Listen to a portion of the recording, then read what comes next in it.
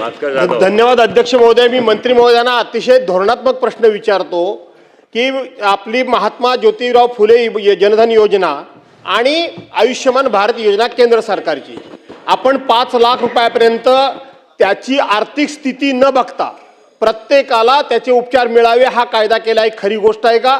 आणि जर असेल तर एसटी महामंडळाचे जे कर्मचारी ड्रायव्हर कंडक्टर्स आहेत ते अत्यंत गरीब आहेत, त्यांना कमी पगार मिळतो, त्यांना ही योजना लागू नाही असं मला कळतं. जर लागू असेल तर धन्यवाद, नसेल तर आपण त्यांना ती लागू करणार का? सन्माननीय अध्यक्ष महोदय, सन्माननीय सदस्य भास्कररावजी जाधव साहेबांनी तो प्रश्न विचारला. मी मुद्दाम सगळ्या सभागृहाला सांगू इच्छितो, राज्यातल्या पांढरं रेशन कार्ड असणाऱ्या त्या सगळ्या लोकांसाठी सुद्धा ही योजना आहे.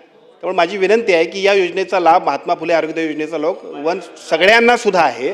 त्यामुळे एस टीचा ड्रायव्हर कंडक्टर असेल, इतर सगळे लोक असतील, या सगळ्यांना सुद्धा ही योजना असल्यामुळे या योजनेचा लाभ सगळ्यांनी घ्यावा अशा पद्धतीचा प्रयत्न आपण करूया.